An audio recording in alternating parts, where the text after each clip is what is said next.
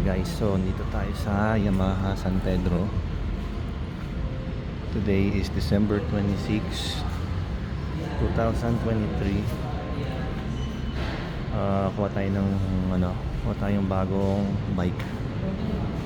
Ano ba magandang bike kay Mrs. Kasi gusto niya mag-ride ulit, mag long ride to. Bagay kaya kay Mrs. to. So tayo lang natin sila kuya kasi busy, maraming tao. Tingin-tingin muna tayo ng bike na pwede. Yan. So ito, mga okay itong Pajero. Mio gear. Ito Mio. Pakita, since nandito tayo, pakita ko na rin yung price. So ito Mio, ito yung price as of today.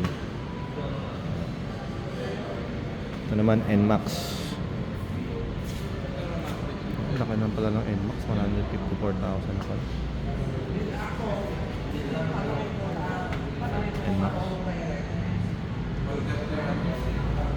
Mahal na pala ng NMAX. Ito ang Pajero, 95,000. Ito, Mio gear, 85,000 pesos. Yan.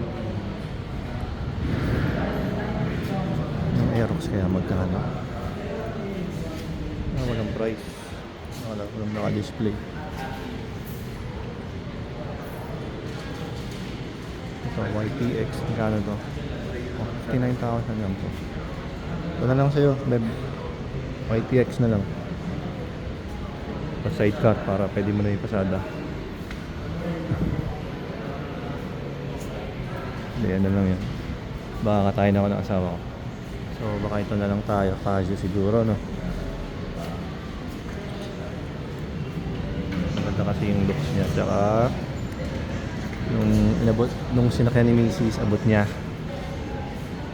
So ito kaya niyang i-drive to. Parang Honda Beat lang.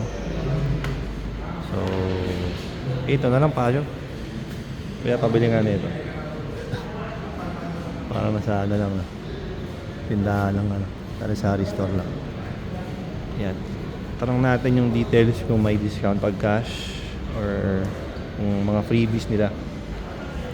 Okay? So mag-aantay muna ako kasi maraming taong dun sa reception. Yan. Upo muna tayo. Okay, so ayan na siya. Yung setup na. Yung battery niya. Diba? Ayan na siya. Yung tsura niya.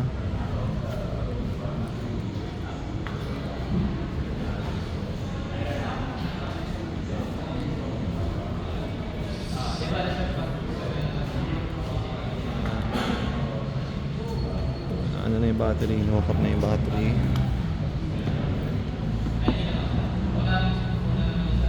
Saan yung wire?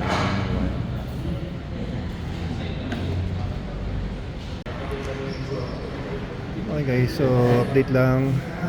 Ayun si Pajero, yun o.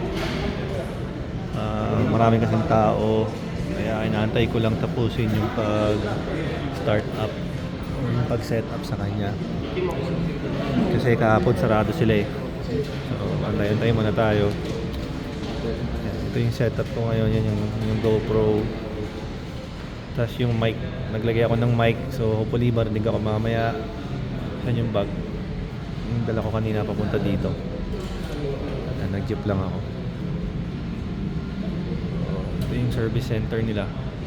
Yan, XSR doon na 150 yata yan.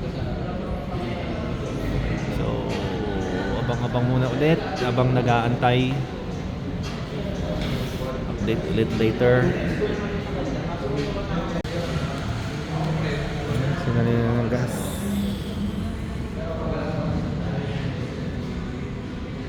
Woohoo! Wow na wow.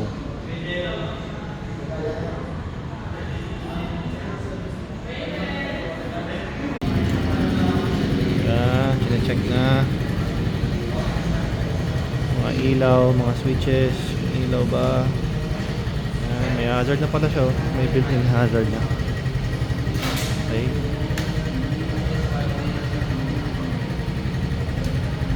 Ayan, yung ilaw niya. Ayan, linis-linis.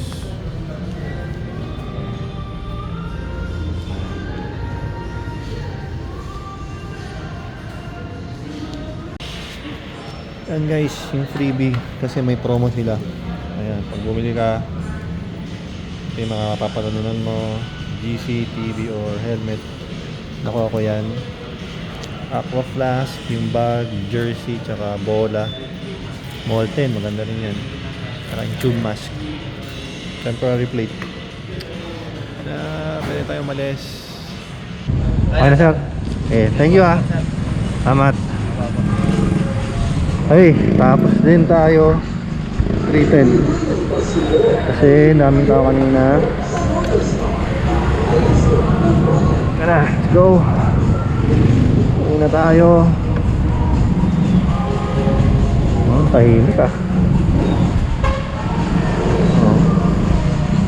Okay, so mag-ano na tayo. Bigay tayo ng ating first ride impression. Okay, sa first ride impression, magaan siya.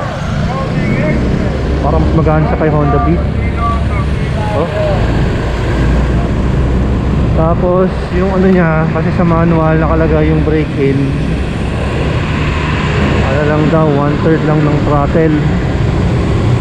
So ayoko mo nang bigla kasi sinabi din ni Kuya kanina, first 1,000 ano daw, 50 kilometers. Pero ramdam ko yung ano niya, hindi siya parang mahina. Maganda yung arangkada niya, pero papagat muna tayo. Okay, wala tayong gas. Ang litro lang nilagay. Malakas yung ano niya, hindi siya underpowered para ano. Ay no, konting tiga lang niya, ano. Ang weight ko nasa 76 kilograms. Okay, pack ko yung ano. Okay, pagas muna tayo.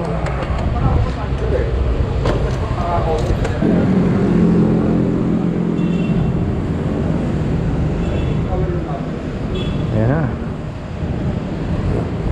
Tahimik. Ang tahimik ng push start nya. Parang medyo ma-vibrate lang siya compared kay Beat. Pero tahimik yung push start. Let's go. Sarap niya i-drive. Ang smooth niya. Mukhang ano ah,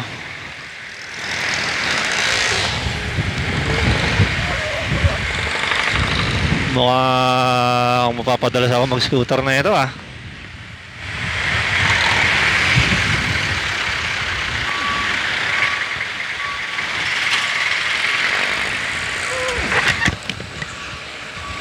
Medyo ma-vibrate lang siya.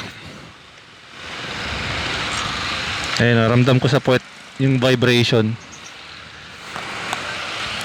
Yung kay Beat hindi na ganun ka ano ito malakas yung vibration niya, pero wala naman masyadong ano, hindi naman siya masyadong nakaka-epekto sa pagdadrive para sa akin ha. Baka lang manibago lang yung gagamit. Yan, pero smooth siya, maganda yung response ng throttle niya. Yan oh, konting piga lang, ramdam ko yung arangkada niya. Maganda. So bale gagawa natin siya ng review soon, tsaka lagyan natin ng mga accessories para mas lalong pumogi. So siguro tapusin ko na yung vlog dito. Thank you guys for watching. Happy holidays sa inyo. Ride safe.